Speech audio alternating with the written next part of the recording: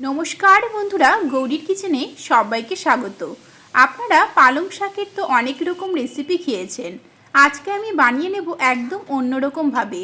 এইভাবে একবার বানিয়ে নিলে গরম ভাত বা রুটি দুটোর সাথেই কিন্তু খেতে পারবেন। তার জন্য আমি কড়াইয়ের মধ্যে প্রথমেই দিয়ে দিচ্ছি 1 টেবিল স্পুন সর্ষের তেল।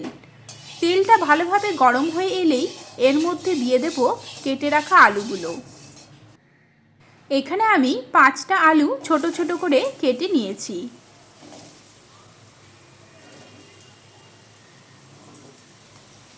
এবারে দিয়ে দিচ্ছি 1 টিস্পুন নুন, তার সাথে দিয়ে দেব হাফ টিস্পুন হলুদ গুঁড়ো।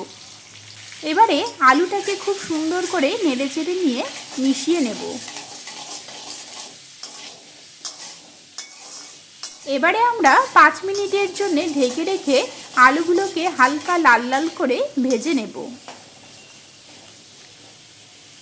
5 মিনিট পরে ফিরে এলাম। দেখুন আলুগুলোর হালকা হালকা কালার চলে এসেছে। এবারে আমি নামিয়ে নিচ্ছি।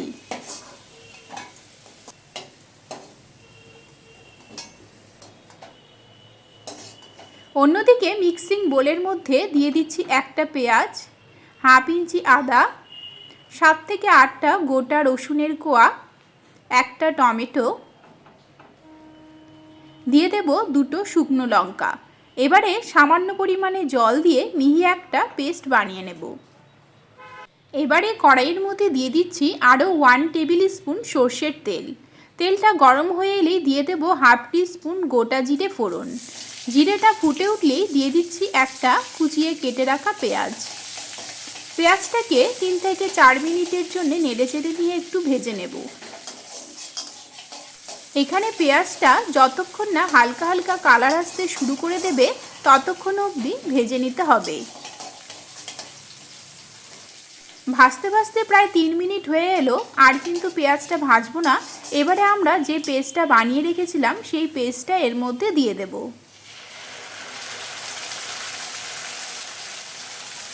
মিক্সিং বোলের মধ্যে সামান্য পরিমাণে জল নিয়ে জলটা দিয়ে দিলাম। দিয়ে দিচ্ছি 1 টিস্পুন নুন, হাফ টিস্পুন হলুদ গুঁড়ো, হাফ টিস্পুন জিরে গুঁড়ো, হাফ টিস্পুন ধনে গুঁড়ো। এবারে সব কিছুকে খুব সুন্দর করে নেড়েচেড়ে নিয়ে মিশিয়ে নেব এবং যতক্ষণ না মশলা থেকে তেল ছাড়তে শুরু করে দেবে ততক্ষণ অবধি মশলাগুলোকে কিন্তু কষিয়ে নেব। প্রায় 5 মিনিট পরে ফিরে এলাম। মশলা থেকে দেখুন তেল ছাড়তে শুরু করে দিয়েছে। মশলাগুলো কিন্তু খুব সুন্দর করে কষানো হয়ে গিয়েছে। কয়েকবার এইভাবে নেড়েচেড়ে নিয়ে একটু মিশিয়ে নেবেন। তারপর আগে যে আলুগুলো আমরা ভেজে রেখেছিলাম সেই আলুগুলো এর মধ্যে দিয়ে দেব। আলুগুলোর সাথে মশলাগুলোকে আমরা আরও 5 থেকে 6 মিনিটের জন্য কষিয়ে নেব। এই সময় গ্যাসের ফ্লেমটা একদম লোতে রাখবেন, আস্তে আস্তে করে কষিয়ে নেবেন। এইভাবে কষাতে কষাতে আলুর সাথে মশলাটা যতক্ষণ অবধি একদম ভাজা ভাজা হয়ে আসবে না ততক্ষণ অবধি কিন্তু আমরা মশলাটা কষিয়ে নেব।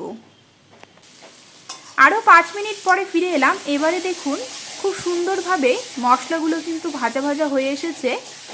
ঠিক এইরকম যখন হয়ে আসবে তখনই আমরা এর মধ্যে পালং শাকটা দিয়ে দেব।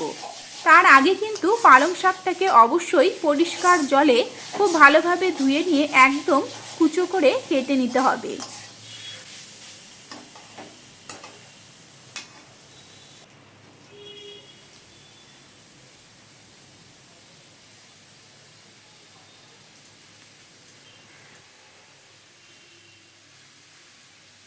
এবারে শাকটাকে খুব সুন্দর করে উপর নিচে করে মিশিয়ে নেব। এর সাথে সাথেই আজকের এই রেসিপিতে এমন একটি উপকরণ আমরা ব্যবহার করব, সেই উপকরণটা ব্যবহার করলে কিন্তু আজকের এই পালং শাকের রেসিপির টেস্টটা কিন্তু দ্বিগুণ পরিমাণে বেড়ে যাবে। দেখুন মেশানো হয়ে গিয়েছে। এবারে আমি ঢেকে রেখে 5 মিনিটের জন্য রান্না করে নিচ্ছি। 5 মিনিট পরে ফিরে এলাম। দেখুন শাক থেকে জল বেরোতে শুরু করে দিয়েছে, আর শাকটাও কিন্তু দেখুন সেদ্ধ হতে শুরু করে দিয়েছে। এখনও পুরোপুরিভাবে শাকটা সেদ্ধ হয়নি, তাই আমরা ঢেকে রেখে আরও 5 মিনিটের জন্যে রান্না করে নেব।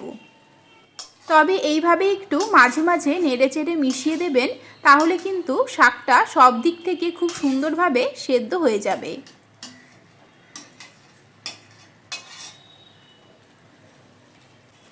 আরও 5 মিনিট পরে ফিরে এলাম। এবারে দেখুন শাক থেকে অনেকটা জল বেরিয়ে এসেছে। আজকের এই রান্না করার জন্য বাইরে থেকে কিন্তু কোনো রকম জলের প্রয়োজন নেই। পালং শাক থেকে যে জলটা বেরিয়ে এসেছিল সেই জলেই কিন্তু আলু পালং শাক দুটোই সেদ্ধ হয়ে গিয়েছে। আর শাকটাও দেখুন গ্রেভি গ্রেভি হয়ে এসেছে। ঠিক এই সময় আমরা দিয়ে দেব ধনেপাতা। আজকের এই বিশেষ উপকরণ ধনেপাতা দিলে পালং শাকের টেস্টটা কিন্তু আরও দ্বিগুণ পরিমাণে বেড়ে যাবে। তবে কারো এই ধনেপাতাটা পছন্দ না হলে নাও দিতে পারেন। তার সাথে দিয়ে দিয়েছি খুবই সামান্য পরিমাণে চিনি। এবারে সব কিছুকে একটু নেড়েচেড়ে নিয়ে মিশিয়ে নেব এবং আরও 2-3 মিনিটের জন্য রান্না করে নেব, যাতে ধনেপাতার ফ্লেভারটা খুব সুন্দর করে পালং শাকের গ্রেভির মধ্যে মিশে যায়। তবে অবশ্যই আরেকটা কথা মাথায় রাখবেন, নুন এবং ঝালটা কিন্তু নিজেদের স্বাদ অনুযায়ী দেবেন। আপনারা চাইলে এখানে কিন্তু কয়েকটা কাঁচা লঙ্কাও দিয়ে দিতে পারেন। তাহলে বন্ধুরা, আজকের এই রেসিপিটি আপনাদের কেমন লেগেছে আমাকে অবশ্যই কমেন্ট করে জানাবেন। ভালো লাগলে আমার চ্যানেলটিকে সাবস্ক্রাইব করে নেবেন, লাইক ও শেয়ার করবেন। এরকমই আরও অনেক রেসিপি আমার চ্যানেলে রয়েছে, যেগুলো লিঙ্ক ডেসক্রিপশন বক্সে দেওয়া আছে, অথবা আপনারা আমার চ্যানেল ভিজিট করলেও দেখতে পারবেন। তাহলে বন্ধুরা, আজকের মতো এখানেই শেষ করছি। দেখা হবে নেক্সট রেসিপি নিয়ে। ভালো থাকবেন, ভালো রাখবেন, ভালো ভালো খাবেন। নমস্কার।